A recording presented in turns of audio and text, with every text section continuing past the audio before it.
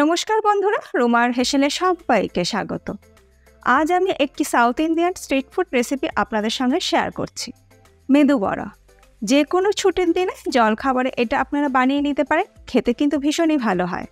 রেসিপিটা কেমন লাগলো কমেন্ট করে জানাতে ভুলবেন না। ভালো লাগলে সবার সঙ্গে একটু শেয়ারও করে নেবেন। মেদু বড়া বানানোর জন্য নিয়েছি 1 কাপ বিউলির ডাল বা কলাইয়ের ডাল। ডালটাকে ভালো করে ধুয়ে 8 ঘন্টা জল দিয়ে ভিজিয়ে রেখেছিলাম। আমি সারা রাত ভিজিয়ে রেখেছিলাম। এবার একটা ছাঁকনি দিয়ে ডালের সম্পূর্ণ জলটাকে ছেঁকে নেব। নিয়ে নিলাম একটা মিক্সিং জার। এবার এই মিক্সিং জারের মধ্যে জল ঝরানো ডালটাকে আমি নিয়ে নিচ্ছি। এবার এই ডালটাকে বেটে নেব। প্রথমে ডালটাকে জল ছাড়াই বেটে নেব। আর দেখুন, ডালটা কিন্তু খুব ভালো করে বাটা হয়নি।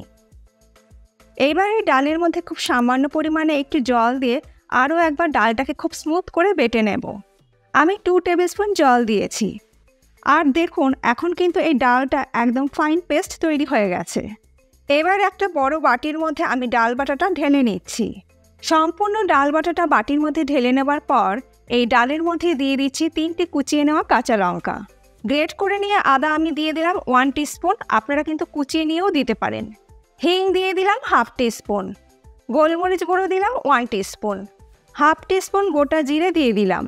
নিয়ে নিয়েছি 10-12টা ফ্রেশ কারি পাতা, এটাকে আমি কুচিয়ে নিয়ে দিয়ে দিচ্ছি। চালের গুঁড়ো দিচ্ছি 3 টিস্পুন। চালের গুঁড়ো দিলে মেদু বড়াগুলো মুচমুচে হবে। নুন দিয়ে দিলাম স্বাদ মতন। এবারে সব কিছু দিয়ে ডালটাকে খুব ভালো করে ফেটিয়ে নিতে হবে। মিনিট 15-20 সময় ধরে ডালটাকে খুব ভালো করে ফেটিয়ে নিতে হবে। ডাল ফাটাতে ফাটাতেই কিন্তু দেখবেন ডালের রঙটা চেঞ্জ হয়ে যাবে, মানে ডালের রঙটা সাদা হয়ে যাবে আর ডালটা বেশ ফুলেও উঠবে। আর ডাল যত ভালো করে ফ্যাটানো হয়, বড়াও কিন্তু তত ভালো হয়। ডাল ঠিকঠাক ফ্যাটানো হয়েছে কিনা কি করে বুঝবেন? নিয়ে নিয়েছি একটা বাটির মধ্যে একটু জল, তার মধ্যে একটু ফেটিয়ে নেওয়া ডাল দিয়ে দিলাম।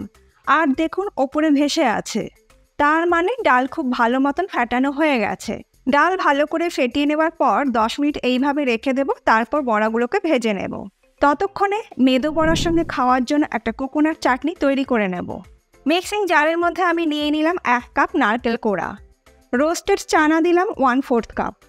আর রোস্টেড পিনাটও আমি দিলাম 1/4 কাপ। আদার টুকরো আমি দিয়ে দিলাম 1 ইঞ্চি। ফ্রেশ কারি পাতা আমি দিয়ে দিলাম 5-6টা। কাঁচা লঙ্কা আমি দিয়ে দিলাম 2টো। টক দই আমি দিয়ে দিলাম 1/4 কাপ। জল দিয়ে দিলাম 1/3 কাপ। এবারে সব কিছু একসঙ্গে ভালো করে বেটে নেব। বেটে নেওয়া মিশ্রণটা আমি ঢেলে নিচ্ছি একটা বাটির মধ্যে। মিক্সিং জারের মধ্যে একটু জল দিয়ে বাকি মশলাটা আমি ঢেলে দিলাম। নুন দিয়ে দিলাম স্বাদ মতন। নুনটা আমি আগে দিতে ভুলে গেছি, আপনারা কিন্তু বাটার সময় তখনও নুনটা দিতে পারেন। এবার সব কিছু একসঙ্গে ভালো করে মিশিয়ে নিচ্ছি। আর কোকোনাট চাটনির থিকনেসটা আমি এইরকম রেখেছি, খুব বেশি কিন্তু ঘন রাখিনি, আবার খুব বেশি পাতলাও রাখিনি। কোকোনাট চাটনির জন্য একটা তড়কা আমি রেডি করে নিচ্ছি। তার জন্য তড়কা প্যানের মধ্যে দিয়ে দিচ্ছি 2 টিস্পুন সাদা তেল। তেলটাকে প্রথমে ভালো করে গরম করে নেব। তেল গরম হয়ে গেলে ফোড়নে দিয়ে দিলাম 1 টিস্পুন কালো সর্ষে বা রাই। 3টে ফাটিয়ে নেওয়া শুকনো লঙ্কা আমি দিয়ে দিলাম। আর গ্যাসের ফ্লেমটা কিন্তু আমি লোতে রেখেছি। বিউলির ডাল আমি দিয়ে দিলাম 2 টিস্পুন।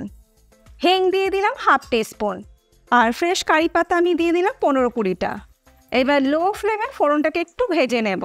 30-40 সেকেন্ড সময় নিয়ে ফোড়নটাকে ভেজে নেওয়ার পর ফোড়ন থেকে যখন সুন্দর গন্ধ বেরোতে শুরু করলো, তখন আমি গ্যাসের ফ্লেমটাকে বন্ধ করে দিলাম। এবার এই তরকাটাকে আমি ঢেলে নিচ্ছি কোকোনাট চাটনির মধ্যে। তৈরি হয়ে গেল আমাদের কোকোনাট চাটনি। 10 মিনিট পর আলাদা একটা বাটির মধ্যে নিয়ে নিচ্ছি পরিষ্কার জল। 2টো হাত ভালো করে জল হাত করে নিলাম। এবার অল্প একটু ডালের ব্যাটার 2 হাতে তুলে নিলাম। আর মাঝখান থেকে এইভাবে একটা গর্ত করে নিলাম। জল হাত করে নেওয়াটা কিন্তু ভীষণ দরকার, তা না হলে ডাল হাতে লেগে যাবে। কড়াইয়ের মধ্যে আগেই আমি বেশ পরিমাণ মতো তেল গরম করতে বসিয়ে দিয়েছিলাম।